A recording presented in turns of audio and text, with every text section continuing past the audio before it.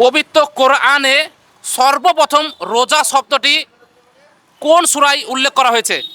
আলহামদুলিল্লাহ, সূরা আল বাকারা 185 নম্বর আয়াত। আমি উত্তরটাকে নেব।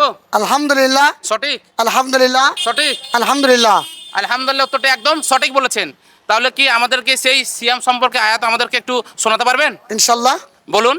আউযু বিল্লাহি মিনাশ শাইতানির রাজীম। বিসমিল্লাহির রহমানির রহিম।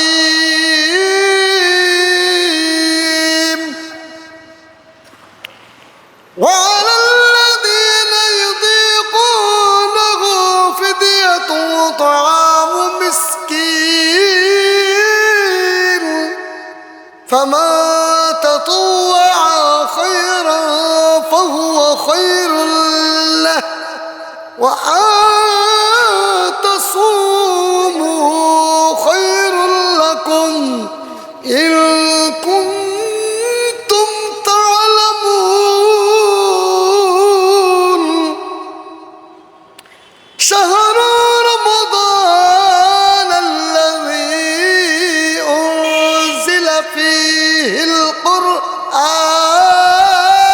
القرآن هدى للناس وبينة من الهدى وأنزل الفرقان فمن شهد منكم الشهر فليصم ومن كان مريضا أو على سفر فعدة من أيام أخر وعلى الذين يريد الله بكم العسر ولا يريد بكم العسر ولتكملوا العدة ولتكبروا الله على ما هداكم ولعلكم تشكرون.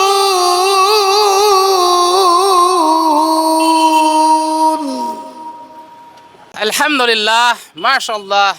তিনি খুব সুন্দরভাবে তিনি সূরা বাকারার 185 নম্বর আয়াত তিনি তেলাওয়াত করেছেন। এখানে রমজানের কথা উল্লেখ করা হয়েছে। সর্বপ্রথম কোরআনের সূরা আল বাকারার 185 নম্বর আয়াতে রমজানের কথা উল্লেখ করা হয়েছে। তো আপনাদের এই সূরা তেলাওয়াতের মধ্যে আপনাকে আমি জানাতে চাইছি যে আমরা বলতে চাইছি যে পবিত্র কোরআনে রমজানের কথা উল্লেখ করা হয়েছে যে আগামী সামনে যে রমজান আসছে, আমরা সেই রমাদানকে আমরা সুন্দরভাবে উপভোগ করব। আমরা সুন্দরভাবে আমরা রমজানকে আমরা স্বাগত জানাবো। আমাদের যে ভুল ত্রুটিগুলো আমরা করেছিলাম সেগুলো আমরা আল্লাহর কাছে আমরা তওবা করে আমরা নতুন রাস্তায় আমরা ফিরে আসব। আমরা অতীতে যেসব ভুলগুলো করেছিলাম, অন্যায়ভাবে জুলুম করে মানুষের উপর অত্যাচার করেছিলাম, সেগুলো আমরা আল্লাহর কাছে ক্ষমা চেয়ে আমরা দিনের পথে ফিরে আসবো। আমরা অন্যায়ভাবে মানুষের উপর অত্যাচার করেছিলাম, মানুষকে অন্যায়ভাবে আমরা জুলুম করেছিলাম, আমরা সেই সব অন্যায় থেকে আমরা আল্লাহর কাছে ক্ষমা নিয়ে আমরা সামনে রমাদান আসছে, আমরা এই রমাদানকে আমরা সুন্দরভাবে উপভোগ করব। সামনে আমাদের রমাদান আসছে, তা আপনাদের সাথে এটাই বলতে চাইছি, আপনাদের কাছে করো জোর নিবেদন, আপনাদের কাছে আমরা রিকোয়েস্ট করব, আপনারা যারা সামর্থ্য আছে তারা অবশ্যই আপনারা এই রমজানকে সুন্দরভাবে আপনারা উপভোগ করবেন এবং আপনারা গরিব অসহায় যারা খুব অসহায় দরিদ্র আপনারা তাদেরকে আপনারা সহযোগিতা করবেন, তাদেরকে আপনারা সাহায্যের হাত আপনারা বাড়িয়ে দেবেন। তো আমরা চাই যে প্রত্যেক ছোট বড় যারা আপনারা আছেন আপনারা সকলেই আল্লাহর এই যে একটা নিয়ামত, এই যে রমাদান আল্লাহর তরফ থেকে আমাদের ওপর নাজিল করা হয়েছে যে আমরা এক মাস সিয়াম আলহামদুলিল্লাহ আমরা সবাই রাখার চেষ্টা করব।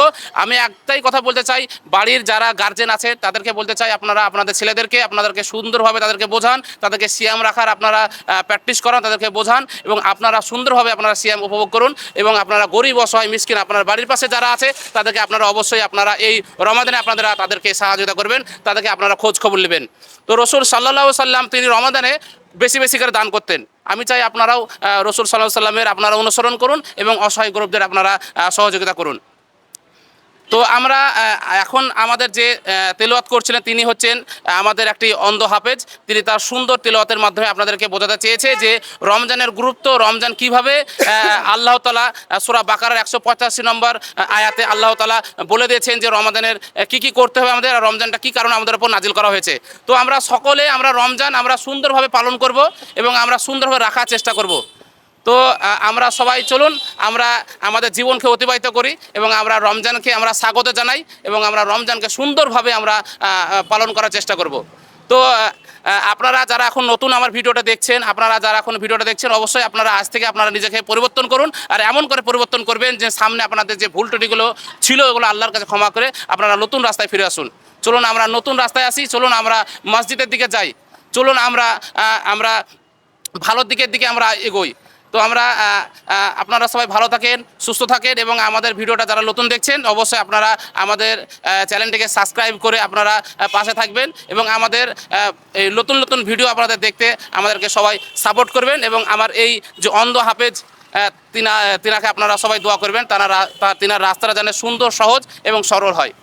তো আমাদের আবারও কোনো নতুন ভিডিওতে দেখা হবে। তো আপনারা সবাই ভালো থাকেন, সুস্থ থাকেন। আসসালামু আলাইকুম ওয়া রাহমাতুল্লাহি ওয়া বারাকাতুহু।